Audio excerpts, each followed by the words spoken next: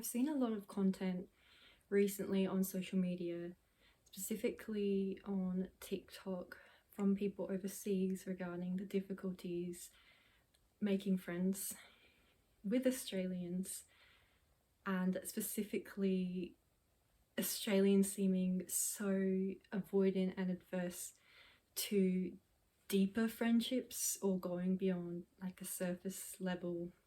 Australians seem to struggle going beyond a surface level friendly exchange into something more intimate, or where people feel more comfortable or can build a deeper level of trust. I think Australia has this reputation overseas of having a culture of like mateship, and that we're very laid back, easygoing and friendly people. And then people come here and they experience a very different reality, or maybe some things that they didn't expect. And I'm from Adelaide in South Australia, and we have our own unique challenges when it comes to the culture and making new friends and expanding social circles here. I am avoiding making deeper friends, and I know that that's just my experience and why I'm doing it, and like the regrets I have from that. Yeah, just one person's experience. The belief around there being something wrong with you if you don't have close friends that you've had since your very early adulthood or high school is kind of hypocritical on my behalf in terms of how I held that belief. Like, I held it very strongly for myself in terms of how I worried others would view me, but I didn't really hold others to that same standard. But I'm still perpetuating that cycle and feeding into this idea that Adelaide has a very cliquey culture, or that people just don't want to make friends. When I was younger, like going into my teenage years to being a young adult, I felt like I wasn't really allowed to have a sense of self or identity, and it was sort of pushed onto me by my family or some of my family members and some health and mental health professionals that I saw under that influence, and not of my own accord, and not because of anyone being concerned about my health, but more because they wanted to justify their own behavior, and I wasn't really allowed to have my own experience or build self-trust in that way. So yeah, that was bad. It was very much pushed on me, an idea that I didn't have a personality, I didn't have an identity, and whatever somebody else was saying about me, like specifically these family members and mental health professionals, and what they said about me was correct, even if it completely contradicted, who I felt I was inside, or what my experience was.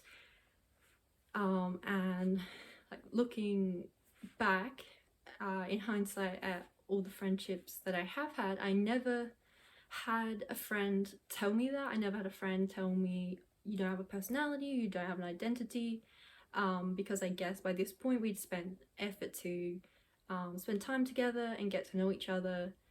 And it's just interesting that the people I decided to reject were the people who didn't actually reject me.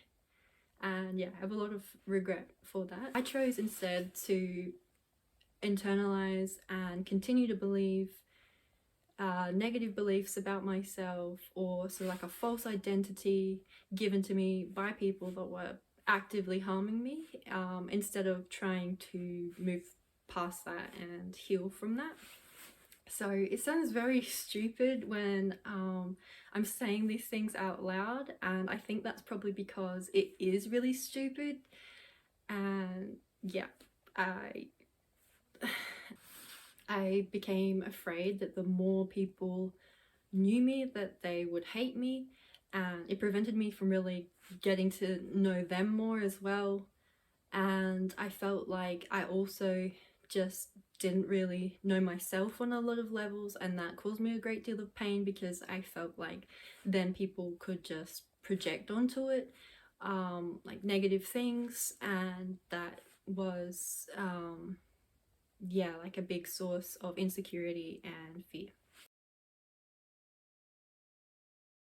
My biggest struggle with friendships has been more in keeping those friendships rather than making new friends, because when they get to a certain level where things are starting to get deeper, or we're hanging outside of maybe like a common interest group or study or work, then things are getting too much and I'm withdrawing. And I have had either through like tertiary education or work or outside shared interest groups or anything like that.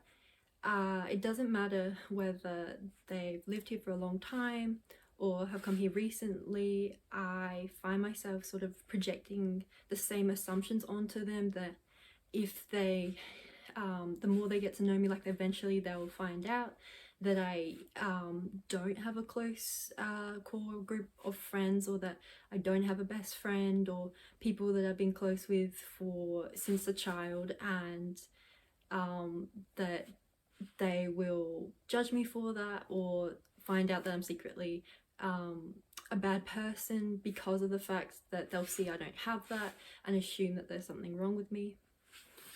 It becomes a toxic cycle of me rejecting someone before I get rejected, and that's not a active rejection, it's more like passive and distancing myself and just slowly trying to fade into the background, and it's not very respectful. It's caused me a lot of pain and regret, and it's just giving into fears. So every time I did this, I would deeply regret it. It meant I missed out on keeping friends with some really great people. It means that because I was rejecting out of fear of being rejected, that even if I did get rejected, or if I didn't get rejected, I'm still missing out on important lessons in friendship and maintaining friends.